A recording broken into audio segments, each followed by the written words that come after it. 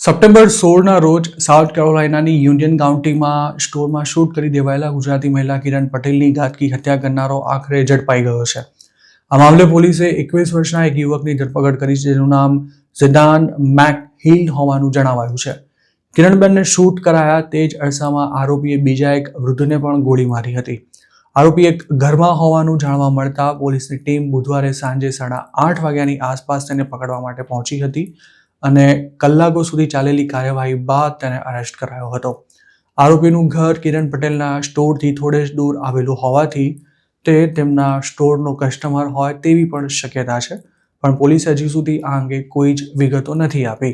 આરોપીને કસ્ટડીમાં લેવાયા બાદ કરાયેલી પૂછપરછમાં મળેલી વિગતો તેમજ અન્ય પ્રાયોગિક પુરાવાના આધારે 21 વર્ષના ઝિડાને જ એકલા હાથે બંને શૂટિંગને અંજામ આપ્યો હોવાનું કન્ફર્મ થતાં તેની ધરપકડ કરી લેવામાં આવી હતી. જોકે આરોપી પકડાઈ ગયો છે તેની જાહેરાત પોલીસે છેક શુક્રવારે કરી હતી. કિરણબેનને ગોળી મારનારા આરોપી પર આર્મ રોબરી, હત્યા તેમજ હિંસક ગુનો કરવાના ઈરાદે હથિયાર રાખવા સહિતના ચાર્જીસ લગાવવામાં આવ્યા છે.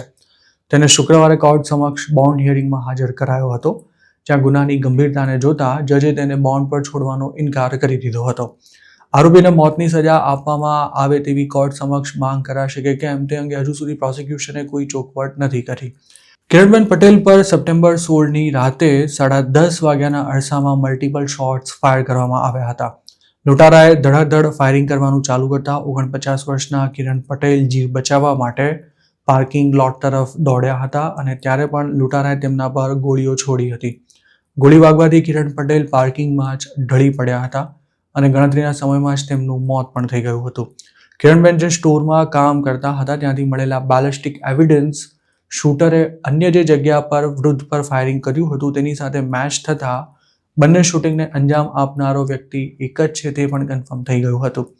જોકે બંનેમાંથી એક ક્રાઇમ સીન પર લાગેલા કેમેરામાં આરોપીનો ચહેરો કેપ્ચર નહોતો થયો, કારણ કે તેણે વિચિત્ર માસ્ક અને હુડી પહેરીને ગુનાને અંજામ આપ્યો હતો.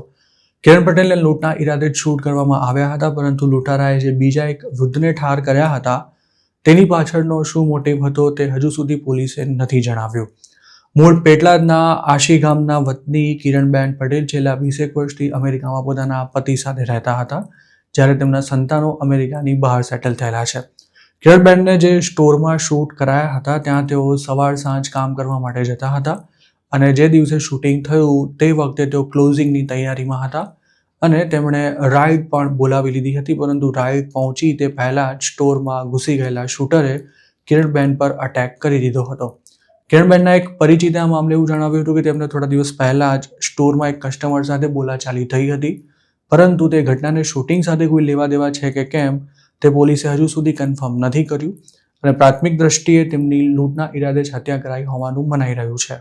લૂંટારો જે સમયે કિરણબેનના સ્ટોર પર આવ્યો ત્યારે તેઓ કેશ ગણી રહ્યા હતા અને આરોપીએ ગન બતાવી ત્યારે તેઓ કેશ આપવા માટે પણ તૈયાર થઈ ગયા હતા, પરંતુ તે જ વખતે તેણે ફાયરિંગ ચાલુ કરી દીધું હતું.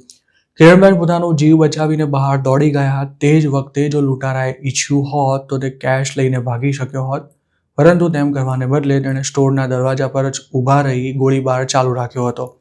કિરણબેન ઢળી પડ્યા ત્યારબાદ લૂંટારો સ્ટોર પરથી ભાગ્યો હતો, પરંતુ 2-4 સેકન્ડમાં જ તે કિરણબેન પાસે પાછો આવ્યો હતો અને ફરી તેમના પર 2 શોટ્સ ફાયર કર્યા હતા. મૃતક કિરણ પટેલ અને લૂંટારો સ્ટોરમાં હતા. તે જ વખતે તેમને લેવા માટે રાઇડ પણ આવી પહોંચી હતી, પરંતુ શૂટિંગ થતું જોઈને તે કાર ત્યાંથી રવાના થઈ ગઈ હતી અને તેની 5 સેકન્ડમાં જ કિરણ પટેલ સ્ટોરની બહાર દોડી ગયા હતા. જો તેમને લેવા માટે આવેલી રાઇડ 10 સેકન્ડ પહેલાં પણ આવી હોત તો પણ કદાચ કિરણબેનનો જીવ બચી ગયો હોત.